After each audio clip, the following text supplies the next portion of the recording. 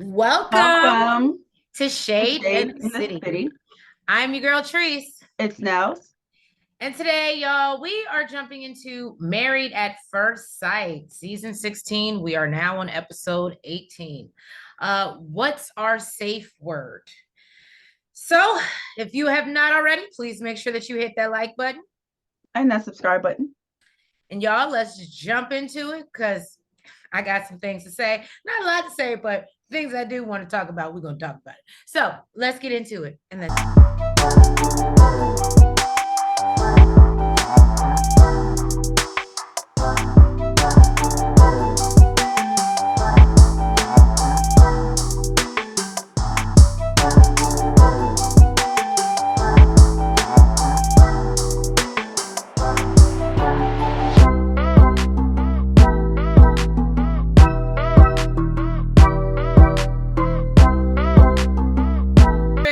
Everybody's happy. They're back at their house. And Nicole actually thinks she's telling Chris she actually thinks she's handled the loss well at the putt-putt spot. I don't know what you saw. It's called self-reflection. Maybe you need to go back and watch the tape. And so, she's happy that Chris didn't have to use the pineapple word during their retreat because she already knows that she's a lot. Now that I can, at least you know that about yourself. Good job. Now, Chris is trying to get, or what did he say? Oh, and then he tells her, well, since we're getting rid of pineapples, let's get rid of all this pineapple in the house because this is doing a bit much. And I was like, well, damn, Chris. But I mean, he's over the pineapples. I could respect it. And Nicole took it well and said, all right, well, I'll just move all that into my office. So I thought it was a good compromise between the two. And we didn't see her throw a hissy fit about it for once. And so then, basically their whole scene this episode is Nicole obsessing. We see her call her dad at some point, and she's just obsessing about the living together thing and what is the plan after decision day and solidifying all their plans. And Chris does talk to his brother, and he actually thinks that they balance each other out pretty well. And just basically wishes that she would just stop deprecating herself. Everything. Yeah, and just looking over analyzing everything. Now the only thing with, I will say, and I do find weird, I heard someone say it and it does make me question it now. Is Chris really going to stay with her after on decision day, or if he really plans to stay with her? Because even though he says that's the plan, it is kind of lackadaisy. And I get where Nicole is like, I want a real commitment. What are we doing? And the fact that he's just like, doesn't really care about solidifying it makes me question, will he hit us with a surprise?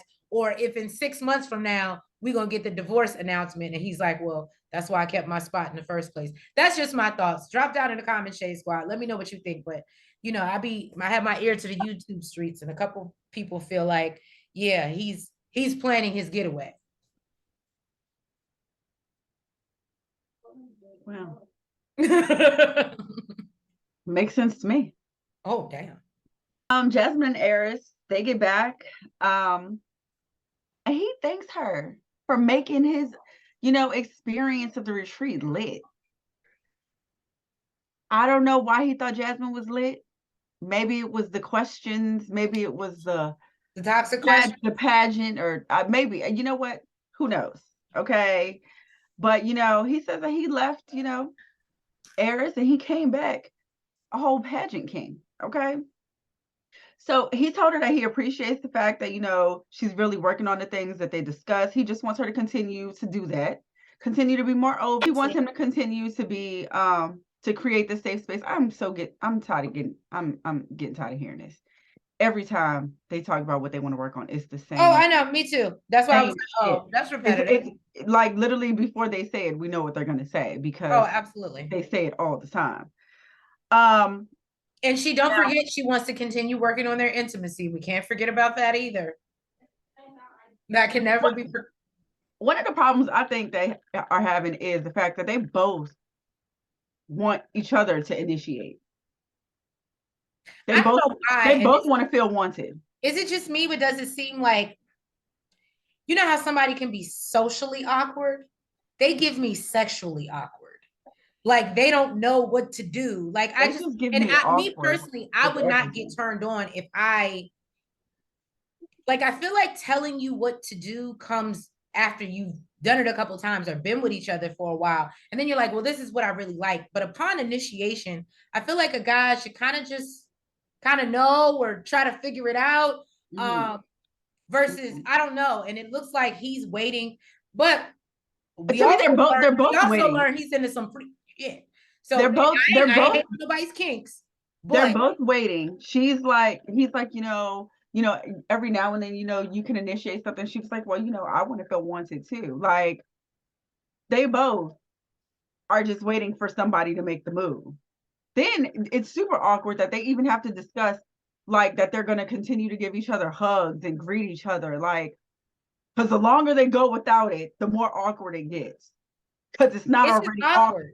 Because it's It's not just already awkward. awkward. Yeah, that's the word. That's the word for this episode. Awkward. Or at least Arris, at least them. Okay. So then Jasmine and Gina, they went to a pole dancing class, which I thought was pretty dope. Actually, I thought it was, apparently these are the two wives that the husbands are not attracted to, or at least they say. I I was think like, I yeah, that's think not Clint the case. is attracted to Gina. So they want to get their sexy back. So they go Can to we a pole talk dancing about class. how Eris pops up and is looking I at Gina's ass more than he is Jasmine twerking on the floor? Because my notes say Gina's clappers, she know how to make them clappers move. Gina's clappers was clapping. I That's all. did think it was dope that he popped up. He heard she was doing a pole dance class and he decided to pop up. I said, "Oh, that's what it took. I think it was cute A he popped up. pole is I don't involved think and he you needed to be there." I didn't think he needed to be looking at Gina that hard. That's all I'm saying. Well, eventually they left, Gina and the instructor, and then she gave him a little private dance. And he enjoys it. He loves it. He's in He his ready to get a pole element. for the house. I was like, okay, this is what we doing. Okay. So then, they get back to the house. They finally get their nasty little kinky massage, kinky toy box from the experts with all their little, kinky toys in it. They getting all touchy-feely and stuff, handcuffs and massages and all types of stuff. And then we find out this man liked to be slapped. She's like, he's like, I know, well, right? Like she hitting a fly or something. he's like, he's like, do it harder. I was like, oh, girl, you gotta choke that man. Just Right. I was like, just choke him, girl. Like he Right. probably would have turned her little ass over. Okay. Look, Eric's got some kicks. I ain't mad at him. I ain't mad at him. That's all I'm saying. Clearly he likes when she speaks her mind. I like, He likes to be told what to do. and It's giving very dominatrix. he asked her actually, would she be a dominatrix? Listen, Don't be surprised if Eris wants you to walk him around the house like a dog. she said she ain't opposed to it. Okay. Well, she might be Listen, opposed to walking him around the house with a leash. I think that, well, listen.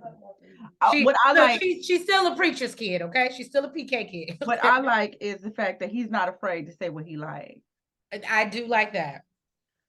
So basically after, all that kinkiness, they go and see a psychic. The medium? Well, it said a psychic reader, but apparently she's also a medium. Yeah. I feel like the medium was full of crap, and either she watches the show or the experts gave her some heads up because the reads weren't reading. And for me, she told Arris that he was still trying to find. She said Arris was still trying to find himself. I was like, you ain't need to go to a psychic for that. We know that. Okay. Then she told Jasmine that she carries a lot of fear. We know that too. Mm-hmm. Again, that's why I said clearly they told her that she came into this blind with a guard around her heart. We want the future, not the present, lady. Okay. We need you to, what is the future? And says, Okay. you know, Jack, bear with him. He really cares about you. He really wants the best for you. I said, is that what you, girl, you are off. You are off. He has a He, good he heart. now he may not want to break her heart, but want the best for her and all this other that she was talking. I was like, girl, I would have wanted my money back. But go ahead. Then apparently she spoke or saw the presence of his great grandmother, and she likes Jasmine because she's old fashioned, and she wants him to settle down and have some kids. So, you Oh, know, and I'm sorry, this just popped in my head. I was loving how one of our Twitter followers, as y'all know, I be live tweeting during Married at First Sight.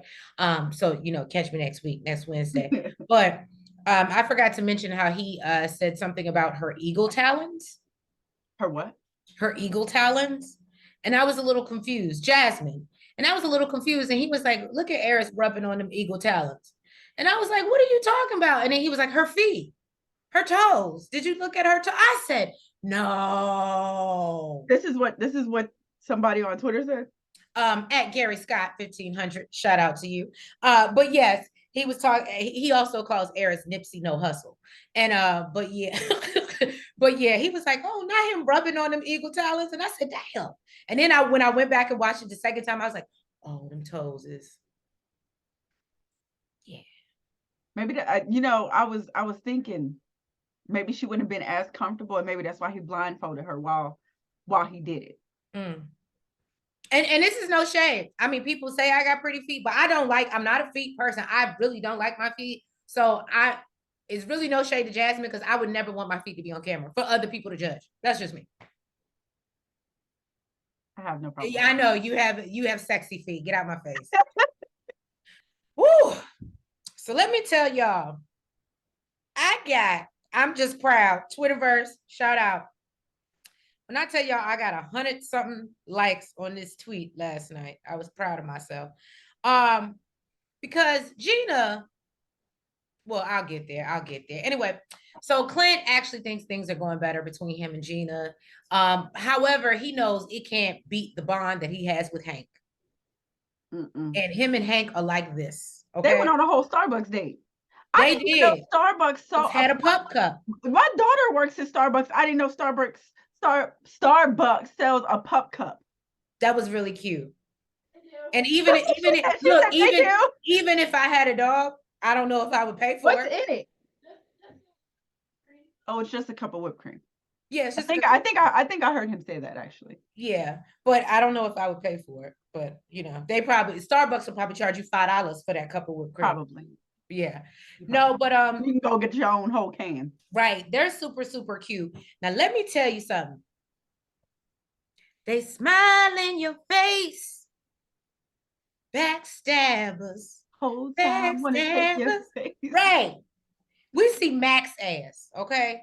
He's in the gym with Clint, and he's asking, my baby Clint is giving him all the scoop on his relationship. Right. He's being a friend, venting and things. And he's just over here taking notes. Just so you think are you gonna say yes on decision day? How are you feeling right now? Let me know. And I was just sitting there like, do you not see what's going on, Clint? But you know, Clint just has such a good heart. He don't think other people is just sitting around waiting to backstab his. So, needless to say, it was Max giving real snake, real king cobra. Oh, it's giving king cobra energy. Yeah, it is. So basically, he's waiting for the demise of their relationship, and he admits off camera, in the confessional, that you know he feels like Gina is attracted to him. He was attracted to her, and they have so much in common. And they have so much. And if she wasn't married, they'd go on a date. He'd take her on a date. Can I tell you? But you ain't say that to Clint though. Well, you know what's so funny, because I don't think Gina is checking for a man that's living in somebody's basement.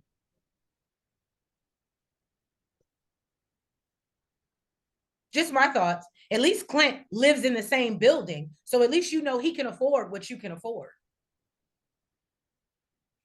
Just my thoughts. But anyway, go ahead, Mac. You keep being the weasel that you are. Mac need his ass I don't whooped. like that disloyal snake like that. That really bothered me. He need his ass whooped. Yeah, he do. So Gina takes Clint to get a haircut. I know Dom is like, see, dodge that bullet. Right? So Gina takes Clint to get a haircut, and I mean, it wasn't too big of a deal. He cut off a couple edges, and I didn't like it. Nails was disappointed in the haircut. I didn't mind it, but apparently he hadn't had this done in 8 Gina years. thought that it was swaggerific. Right. She said it gave him a whole new swag, and she thinks that that's what they've been missing. And then we find out that that was bullshit because they sit down with Dr. Pepper and Pastor Cal, and basically she says that her feelings haven't progressed at all for Clint. Dr. Pepper questions why they were so affectionate on wedding day. Was it all a lie? And like, there's nothing now. And they both admit they were keeping up, with the Joneses and doing it for the cameras and their guests. Doing what was expected of them. What was expected of them, right? And then Pastor Cal questions them whether they think their life is actually compatible. And Clint thinks that they have a lot of commonalities. Clint is just trying to go so hard, go to bat to defend this relationship, only for Gina to completely blindside him and say that, she experiences secondhand embarrassment by Clint and some of the things he says and he does.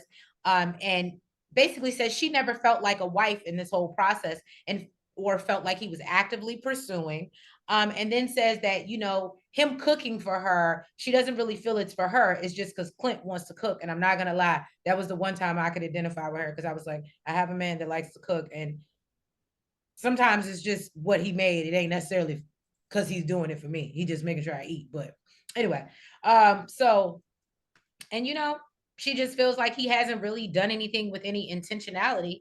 And Clint is just confused as hell as why all of this is coming up to the end and why it couldn't have been a conversation previously. And I'm not mad at him for that. And that was my most liked tweet on Twitter last night, y'all. Everybody completely understood where I was coming from with that blind side and how it was so wrong, how she always waits until I said this last review, and I'm sure a few before, she always waits till she gets in front of the experts to throw him under the damn bus. She just need to do go ahead and go on with Mac, and y'all go live in the exactly. She need to do like Dom did, call it quits, and send my man home. Send him on back home. Okay, just let him go. Float on. So Kirsten, she met up with her brother William to give him the rundown about what's going on with her and Shaq. She told him that they have their good days and their bad days, but they don't really have no intentional conversations. He ain't talking about the future and making plans to move in together, like Nicole and Chris. Right. Right. We got to put quotations around that. And as far as decision day goes, she really don't know what's going to happen because she doesn't feel anything emotionally or physically. Mm-mm. I don't even know why she's. Okay, you know what? It's for the check. I'm not gonna lie to you though. Not to cut you off. I'm not gonna lie, and this is probably the one episode I actually felt Kirsten. Especially after they rolled back the tape and him. Oh, later on. Mm-hmm. Yeah. She she basically said she doesn't know if he's really that into her. Mm-hmm. Now, her, I think this is maybe her younger brother because he didn't even really know what an intentional conversation was. William, yeah. So he's trying to keep up with her. He's trying. Right. And he lets her know that basically he needs to find a balance, Shaq, because he can't be mixing everything together and basically he got too many his hands and got wife over here. You can't be trying to mix it all up. Okay. Right. Now he was making a little sense, but he's still a little wet behind the ears. He don't really. Yeah, he's still a little wet, just a little bit, just a little moist, Mm-hmm. You got to clean that milk out. Now that was funny. Basically, then Shaq, he gets on FaceTime with his brother Sherman. And that was his friend, but that was his friend in the caption. Oh. He just calls him his brother, but Oh, okay. And he feels like they still trying to catch a vibe. Him and Kirsten. All this force. there's a lot of force. I'm noticing there's a lot of force this episode. A lot of people are forcing that I didn't really know were necessarily forcing. It's a whole lot this season, just in general with all the couples. It's a lot of forcing them to do things that, I mean, I guess that's why they've been single for so damn long. But I mean, when people don't match and it's clearly mismatched, I don't know. This to me says it's teaching them to struggle and go through struggle love, and nobody wants to sign up for struggle love. And 9 times out of 10, if you go through struggle love, it's because you actually already love then to get right, you know, right. You have a reason to want to do it. To stick it out. You have a reason to want to struggle with Not this. Because I just met you a couple months ago. Right. You know, I don't even know you, homie. So basically, okay, so I noticed that Kirsten and Shaq finally cooked. They finally cooked together. Even though it was just breakfast.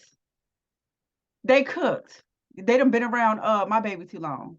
He look, they trying to learn something. They trying to learn something. I ain't mad at them. Now, she told him that, you know, she talked to her brother about their relationship and decision day, and she decided she's going to invite some of the family over and have like a family day. And Shaq want to know why it took so long. Sir, you have been begging for this to happen. Why are you worried about that? Well, he also wonders what type of family she got and why it's so hard. Like, I feel, and this is just already married into this it. is no shade. This is no shade at all. I understand people have busy lives and whatever, but I feel like if there was somebody that I really wanted you to meet, I feel like the rest of our family would come together and be like, Trees really want, like they would make time to be like, who is this motherfucker that she wants us to meet? So I was with Shaq with that, where I was like, where is her like support a little bit? Like, well, even in the next scene, the brother doesn't show up. I think part of it, I don't know if it's all the family. I think part of it is she's just now coming around to inviting the family. Okay. Also, because keep in mind, for like a whole month, she had her walls up. For a whole month, she didn't even really know if she would want you like that. So why is she inviting her family? She don't know what decision they're gonna look like. And then we saw with the brother, she really don't even really want to introduce him to the daddy because she want to make sure it's for real, for real. Right. And the brother does agree with her. Don't bring him over there if this ain't serious. That's not my thing. He says the daddy is the judge and the jury. So apparently this pedestal that she's putting her dad on is not just her that feels that way. Mm-hmm. Now I can understand why Shaq feels some type of way. You know, maybe you feel like, well, actually he does feel like maybe they don't support her decision or support their marriage or whatever the case may be. My thing is, what difference does it make? You already signed up for it. You're already in it. Right. You mad? You's married now. Exactly. It ain't gonna make no difference. The point is, I got it. Listen, I'm appeasing you. Right. You wanted this to happen, and I'm making it happen. Whether it's against my will or my family's will, I'm making it happen to appease you. So shut the hell up and let it happen. Oh, just let it happen. Exactly. So basically, after Shaq brushed over the conversation, Kirsten made sure to bring that right back up about how she feels and you know, how she's really not getting what she needs in this relationship, how they're very much disconnected. And they run back the tapes and show that when he walks in the house, he don't really talk to her. They don't hug, they don't embrace, they don't kiss. It's giving very much Arris and Jasmine. Yep. Even though these people went to bed together.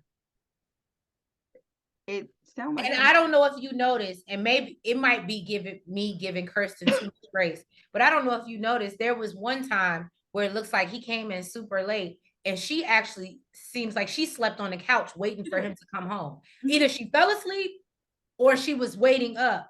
But that's not the first time that she did. She's waited up for him before. She said it previously. Right. She's waited up for him before. So I can believe in that instance she did. And all he had to say in response to that was, I didn't know you felt that way.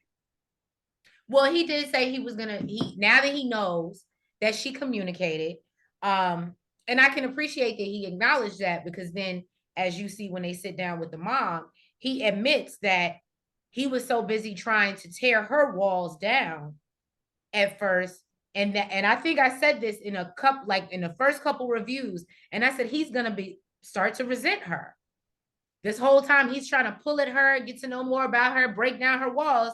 And then by the time she's ready to be like googly eyed and I want to be in love, he's like, no, bitch, I'm not even feeling you. Okay. But I was feeling you. Right. Now, for the couple with the least, connection, I guess, they did the most meaningful thing together. They went to church. I thought that was kind of dope. Well, asking for a friend. I asked this Asking for a friend. night. Asking for a friend. That might be me. Why? I'm aware. Why? I was confused because I was like, oh, I love Jesus, and I was like, oh, we're going to church together, and then I was like, we're not even attending a service. We just sit. I thought I was the only one to notice. I was like, are we just sitting here by ourselves? And basically, Kirsten, they both have a foundation of Jesus, which is beautiful, and or faith, I should say. And then, they hope that their spiritual connection can grow. So, and, Kirsten says, fix it, Jesus. Fix it. You know what? I did think about that as well. I was like, y'all just in the church. I tried to rationalize it in my mind. And I was like, so no, because even when they went in, and I was like, well, maybe we missed, like, it's after service, but then I was like, so what I assumed was, because I was like, okay, they went in, it's a empty church, like there's nobody there, absolutely nobody.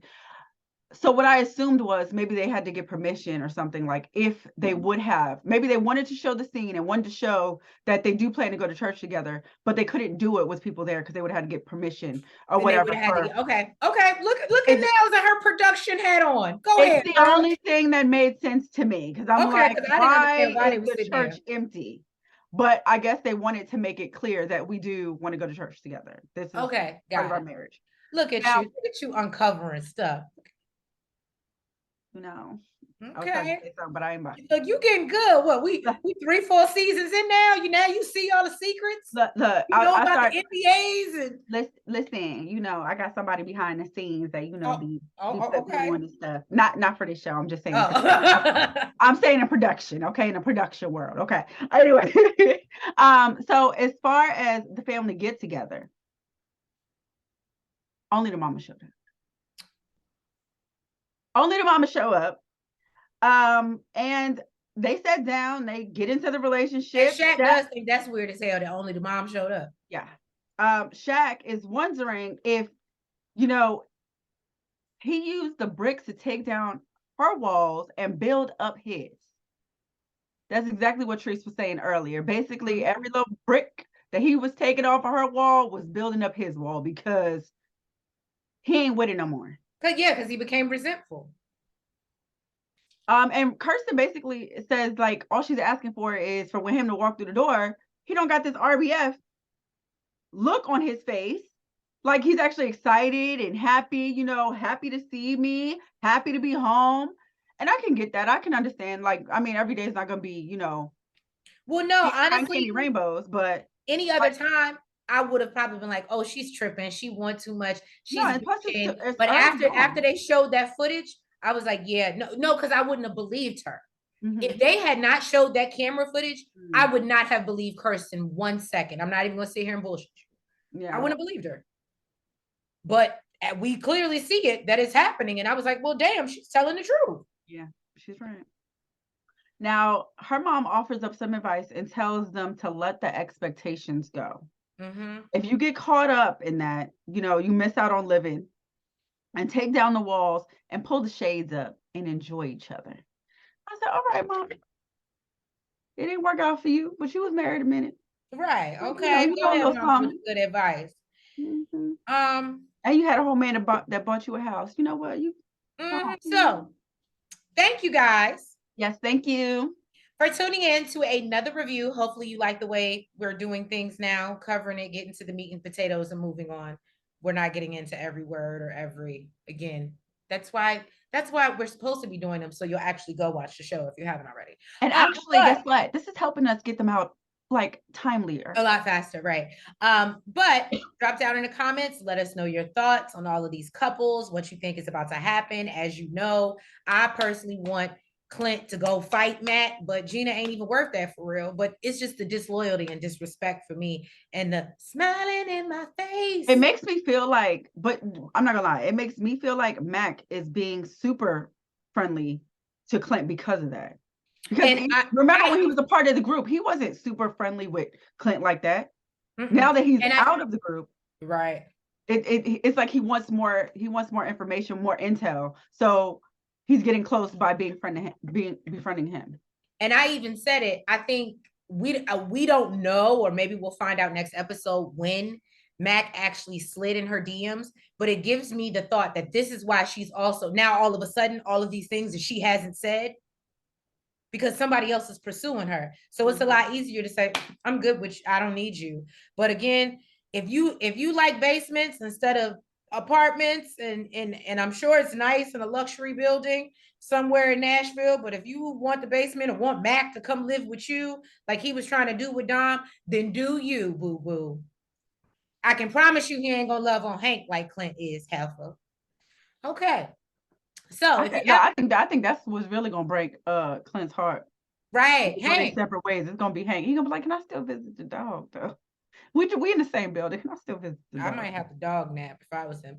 But if you haven't already, Shade Squad, please make sure that you hit the like button. You comment. You subscribe. And you hit the notification bell. And make sure that you're following us on all platforms, the TikTok, the Twitter, especially the Twitter, the Facebook, and the IG. And we will catch you next week for another episode of Married at First Sight.